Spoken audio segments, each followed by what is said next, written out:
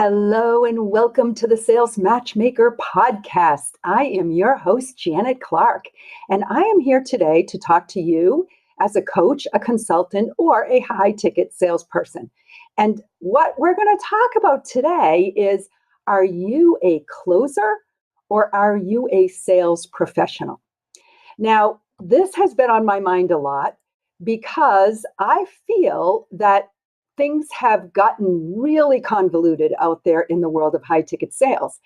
And up until a couple of years ago, I rarely heard that word closer, particularly being used in context of high ticket transformational coaching programs. So, I've been studying sales, teaching sales, hiring and mentoring sales professionals for decades. And I've determined that truly most of what is being taught out there right now about sales and closing is just a bunch of BS. So, some people are going to tell you that it's all about the tricks and the tips and the tactics and the techniques and the secrets, right? That are going to make you good at sales and make you a closer. Some people are just going to say, go out there with all these scripts and rehearsed phrases. And when you do that, you can dominate the sales conversation, right? And others are saying, oh, it's all about learning how to manipulate the conversation, learn the NLP system so that you get your prospects saying yes to everything. And eventually they're just going to say yes at the end of the conversation, right? And, there's something to be learned. There's systems to be learned in everything that we do. But you know what? What I'm going to share with you today is nothing like any of that. In this episode, I really want to share with you 5 truths that professional salespeople intuitively understand and they live by. And those who are proclaimed closers do not. So, I've discovered that this concept of a natural born salesperson or a hardcore closer is just a fallacy.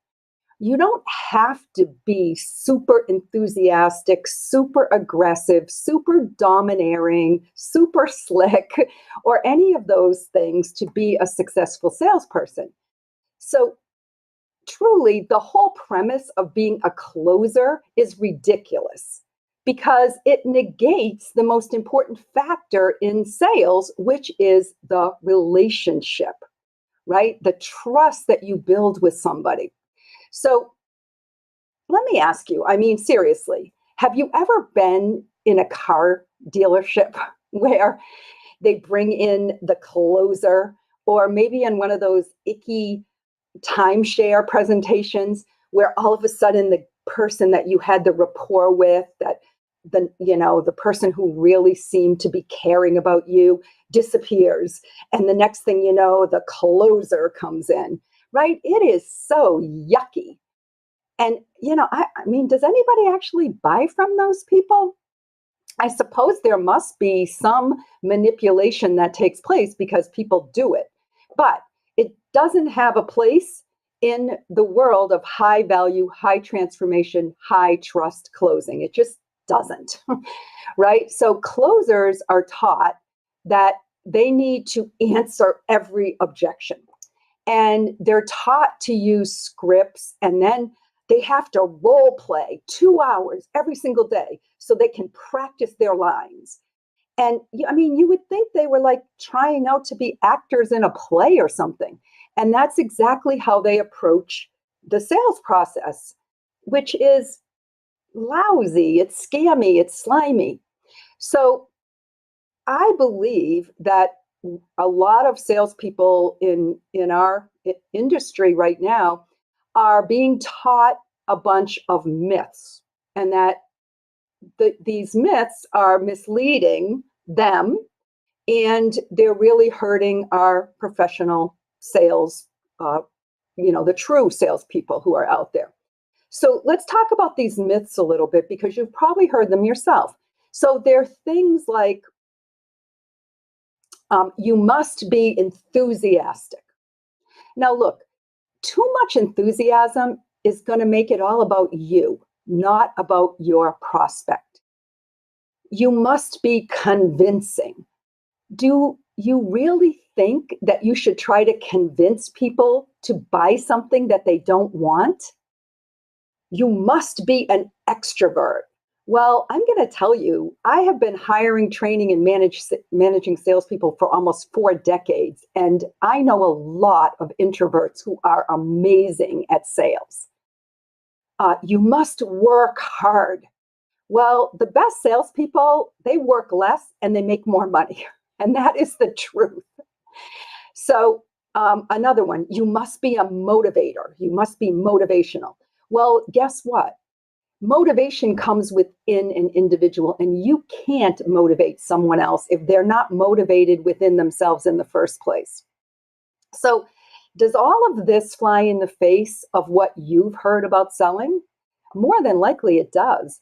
So what if I told you that the best way to become a successful sales professional is to relax, be yourself, and actually care about your prospects? Because if you are honest and you're friendly and you're genuinely interested in them, then they're going to feel that, and you won't need to use slick tactics and memorized phrases and all of that objection busting stuff that you're being taught. So let's talk about those those 5 steps. God, I'm going to do this again because I've got a mistake here. Okay, I'm going to start again. 3, 2, 1. So what are those 5 truths that I mentioned earlier that the best people understand? Well, they all revolve around one word, believe it or not, and that word is happiness.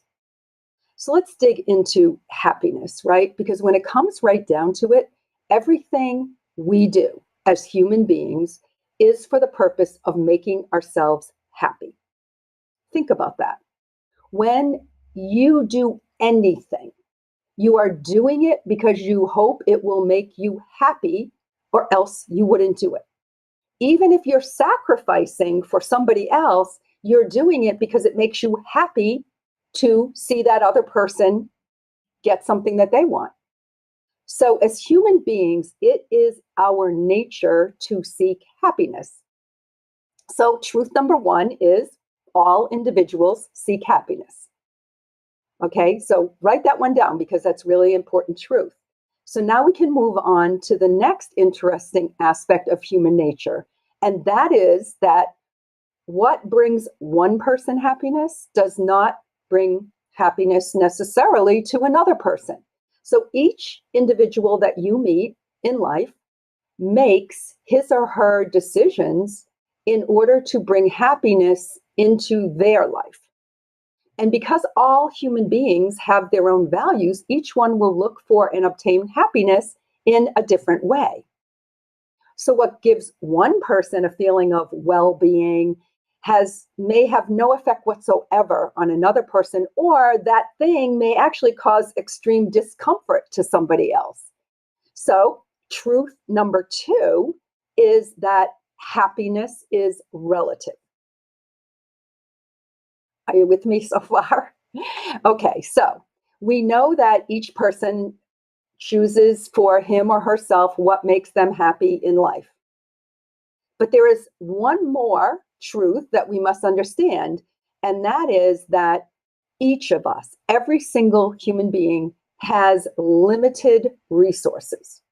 So what are those resources that are limited for us? And it's the same for all of us. We have a limitation of time, we have a limitation of energy, and we have a limitation of property. And property could also include money, obviously. So recognizing this fact, each person must decide what resources they are willing to give up in order to get more happiness. Now, we each only have so many years to live. Time is absolutely finite for every single one of us. So we have to make a decision like, where do we want to spend our time? We each only have so many hours in a day. It's the same for everybody. And we only have a certain amount of energy. And we only have a certain amount of property or money at our disposal. And some have more, some have less in the case of property, but it's still always finite. There's only a certain amount.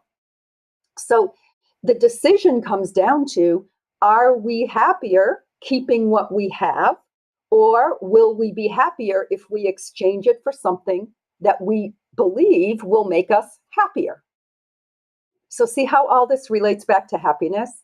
So the third truth is that resources are limited. So let's talk about these laws as they apply, or truths, as they apply to the world of high ticket sales. Your prospect desires more happiness.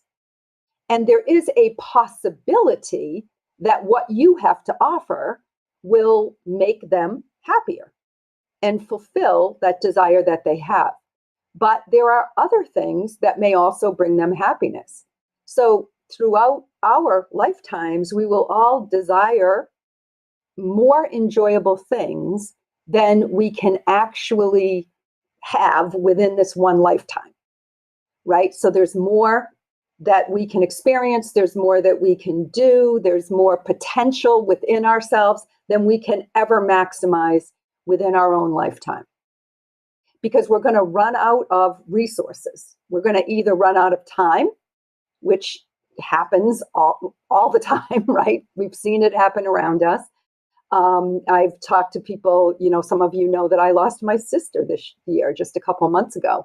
And she was young, in my eyes anyway. And that felt like really scary to me, because I start to realize that time is so limited and we don't know when our time is going to be up. Energy. So I'm healthy and I feel great right now and I have a lot of energy, but that doesn't always last for people, right? Things happen. So right now, your prospects are going through the same thing. And then obviously property, what we own and what we're willing to part with, and the money that we may or may not have. So before we get them all the things we want to make us happy, something's going to give, right? Something's going to run out, because we aren't going to live forever.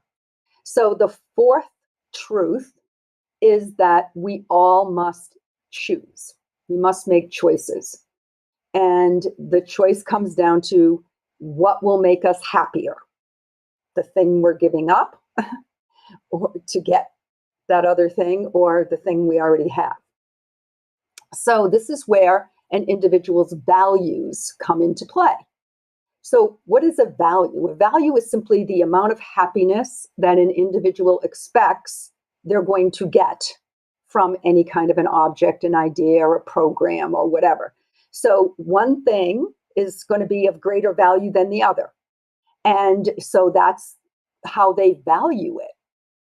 So the fifth truth is that every individual has their own set of values. And each person's values are going to be different from one another. So let's recap this a little bit, because this is really key for you to understand as we talk a little bit further about selling. So as a sales professional, you first should recognize that each individual seeks happiness. And then acknowledge that happiness is relative for each individual, and that and become aware, right, that the resources that each person has, time, energy, and property, are limited. And then you accept the fact that this person that you are talking with must choose constantly between different alternatives. So they're making a value decision, and understanding that they do place a value on everything, and that values will lead them to prefer one thing over another. So those are the fundamental truths that we go into the sales process with. Okay, so are you still with me here? All right. So now let's talk about what happens during a sales conversation. So your prospect is trying to discover where he is going to profit the most, and he or she is going to have to give up something to get something else. And it's going to come down to whether the transformational program, product, or service that you are offering is going to bring them more happiness than the time, energy, money, property that they're going to exchange to get that happiness. Now, that is really the ROI. That's the return on their investment. Now, when it comes down to talking about ROI or return on investment, everybody is looking for only one thing, and they want the return to be greater than the investment. Now, ROI isn't always measured dollar for dollar. It sounds like it would be easy to say, okay, invest in my $10,000 program, and we're going to show you how you can generate $100,000 in return, right? That's a great return on investment, assuming that that's going to make that person happy or they think it's going to make them happy to get $100,000 in revenue. So that sounds plausible and logical and whatever, but we just have to determine what is the value that that person actually places on creating that $100,000 business or $1 million business or whatever we're proposing for them. But mostly the ROI that people are looking for is not always measured by a dollar. It's measured, again, it goes back to what I said earlier. It's measured, does that make them happy? So is the end result going to give them more happiness or less happiness?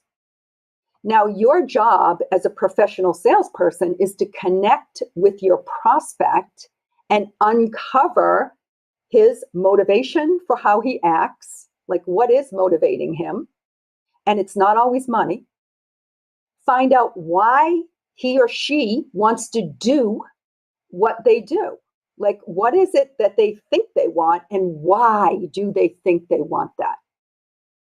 When you dig deep, you will discover how happy that person is now and what they think will make them happier. Because when you can figure that out and you can really narrow down, because a lot of times people say, I'm going to be happy if I have a 7-figure business. Well, why is that going to make them happier? A lot of times it's because of something to do with their family, with their lifestyle, with their freedom, with the ability that they were going to have to impact other people. It's typically has nothing to do with the money itself. What's behind that, right? So that's the connection that we know we have to make with people. Now, this is going to give you the opportunity, when you really do sit and dig deep with people, to earn their respect, and they will cooperate with you to a greater degree. So in other words, they're going to open up to you. They're going to be willing to share with you things that maybe they have been internalizing and haven't even admitted to themselves about what they think will make them happy. A lot of people have desires for something and they don't actually want to verbalize them because there's something within themselves that feels like they're not entitled to that. They don't deserve that. They think it'll make them happy, but they're not sure. They have fears. So as a professional salesperson, you become a trusted advisor, and you have to be able to get people to open up to you.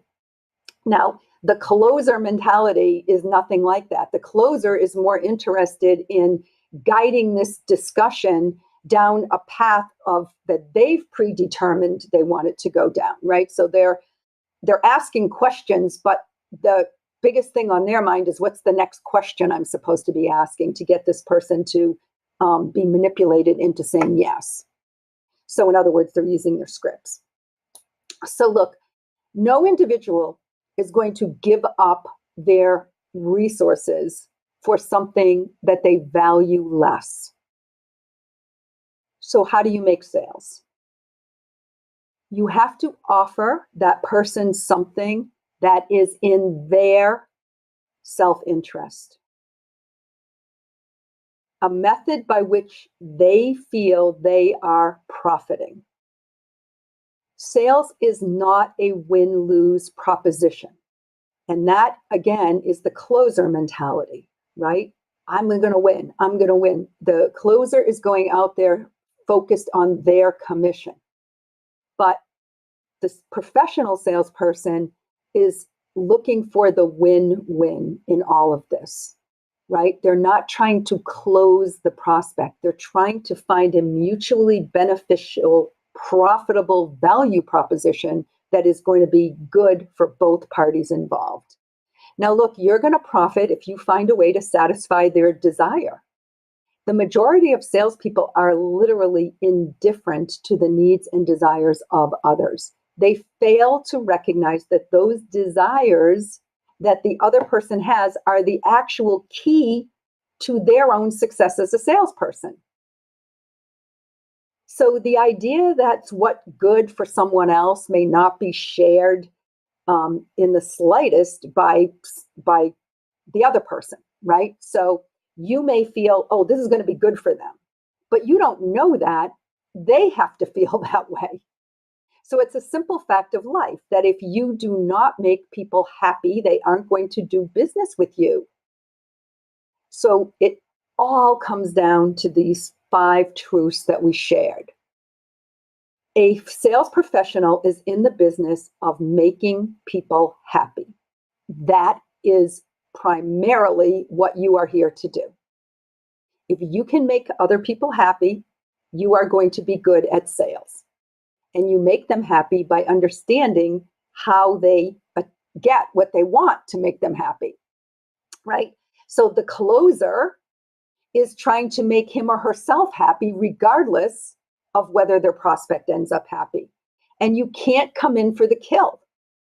You have to make a connection and get your prospect to open up their heart and share what's in it with you.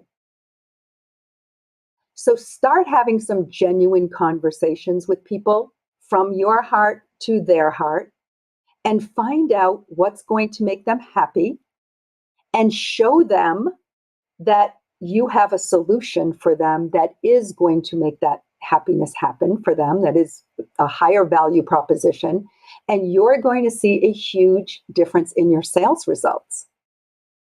So I filmed a training on my heart flow sales process, and if you'd like to see it, because I talk a little bit more about how to flow this conversation so you can make a heart-to-heart connection with people, and you can tap into that deeper desire that they have that they believe will bring them happiness. If you'd like to see that training, I'll be happy to share it with you. All you have to do is send me an email, janet@thefreedomshift.com. Tell me you heard it here and you would like the link to the training, or ping me on Facebook or wherever you can find me, because I'm out there, right? I'm in the High Ticket Sales Collaborative Facebook group, which I'd love to have you come and join. I'm on LinkedIn, and obviously I'm on my website, thefreedomshift.com. So look, I'll be back next week with another episode of the Sales Matchmaker. I thank you so much for tuning in today. And until we meet again, go make people happy. It will make you happy. All right.